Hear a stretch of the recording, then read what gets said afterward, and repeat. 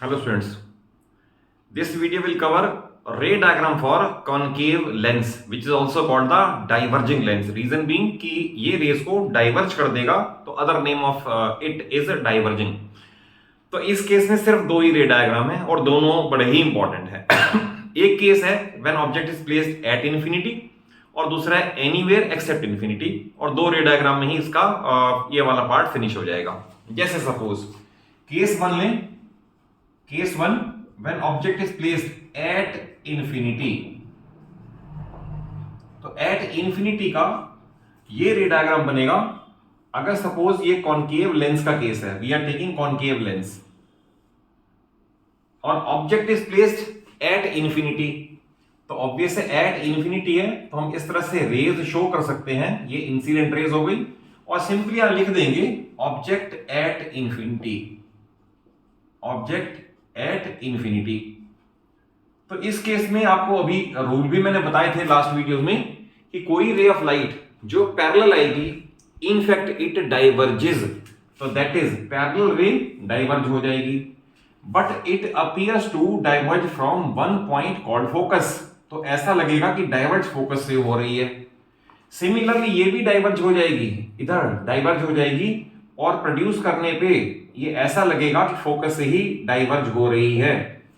तो ऑब्वियस है आपको मैंने ये भी बताया लास्ट वीडियो में कि इमेज बनती कहां पर है. तो आपको मैंने बताया था कि अगर दो या दो से ज्यादा रिफ्रैक्टेड रेज ये और ये रिफ्रैक्टेड रेज हैं एक्चुअली मीट कर जाएं या मीट करती हुई नजर आ जाए, एक्चुअली मीट और अपीयर टू मीट, तो image is formed at that point. तो इस केस में these two diverging rays are appearing to meet at this point. तो फोकस पे ही इमेज बन जाएगा.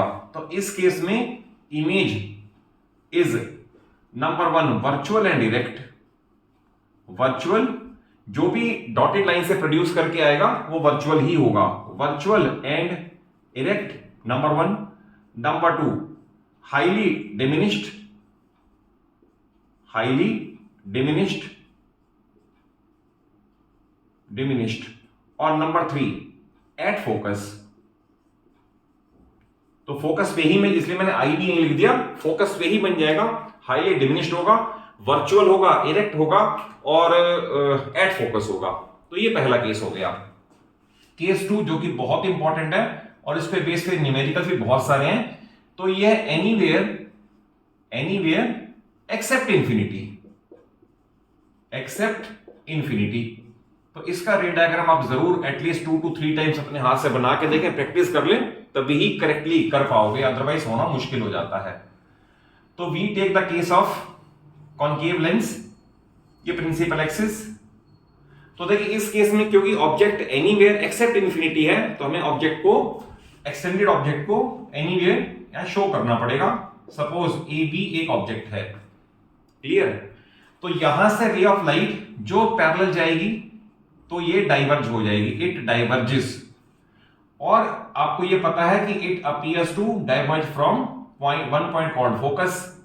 ये आपने rules for obtaining ray diagram में भी सीख लिया. And second ray it goes undeviated which passes through optical centre. Undeviated. तो these two rays appear to meet at this point where we get a dash b dash as the image of object AB. Again I repeat, one ray going parallel diverges, it appears to diverge from focus. Another ray of light passing through optical center goes undeviated. These two rays appear to meet at this point where image is formed. तो इस case में image की characteristics क्या है?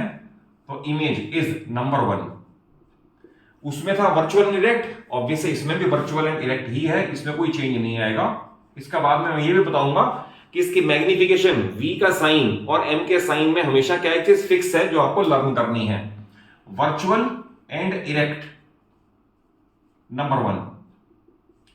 अब क्योंकि A dash B dash show कर रखा है तो वी विल राइट डिमिनिश्ड और smaller in size. If we write diminished और स्मॉलर इन साइज वो एक ही बात है.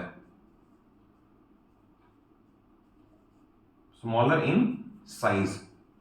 और थर्ड क्योंकि बनना इधर ही है तो on same side of lens.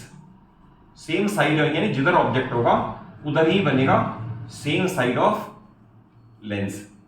तो इस तरह से कॉनकेव के ये हैं। एक इसके अंदर मैं अभी से बता दूं, क्योंकि मैग्निफिकेशन और वी और यू के साइन के इंटरप्रिटेशन में बच्चे बहुत गलती करते हैं और सारा न्यूमेरिकल किया हुआ गलत हो जाता है। फर्स्ट ऑफ ऑल तो आपको लेंस फार्मूला और मिरर फार्मूला ये याद होने चाहिए, करेक्ट। सेकेंडली मैग्निफिकेशन है कि साइज ऑफ इमेज और साइज ऑफ ऑब्जेक्ट का रेशो। तो जब भी क्वेश्चन कॉनकेव लेंस का आ जाए, याद रखना m की वैल्यू हमेशा पॉजिटिव होगी, कभी भी नेगेटिव हो ही नहीं सकती, क्योंकि इसमें इमेज उल्टा बनता ही नहीं है। और सेकेंडली क्योंकि इमेज बनना छोटा है तो m की वैल्यू हमेशा लेस देन 1 होगी। ये बहुत इंपॉर्टेंट है, क्योंकि अगर आप न्यूमेरिकल कर रहे हो और question is relating to concave lens और आपकी वैल्यू आ गई लेट से 1.5, तो आप समझ लें you have committed some mistake in the calculation और using the formula. Reason being किसी भी केस में, दो ही केस हैं, दोनों केस में इमेज बड़ा बनना ही नहीं है, तो ये हमेशा लेस देन 1 होगा। और दूसरा नेगेटिव साइन अगर आ जाए तो आप समझ लें कोई गलती है, क्योंकि मैग्निफिकेशन इसका हमेशा प्लस साइन के साथ होगा और लेस देन 1 होगा। तो इनका न्यूमेरिकल सब्सिक्वेंट वीडियोस में जरूर कवर हो जाएंगे। और अगर कॉन्सेप्चुअली अच्छा लगा हो, समझ आया हो, तो जरूर वीडियो को अच्छा सा लाइक दे दो, अपने सभी फ्रेंड्स को शेयर कर लो और चैनल सलूजा क्लासेस को जरूर सब्सक्राइब कर लो। आपको सारा सिलेबस यहाँ पर पूरी 9th और पूरी 10th फिजिक्स, केमिस्ट्री और मैथ्स यहाँ पर अवेलेबल हो जाएगा। Thank you for watching the video.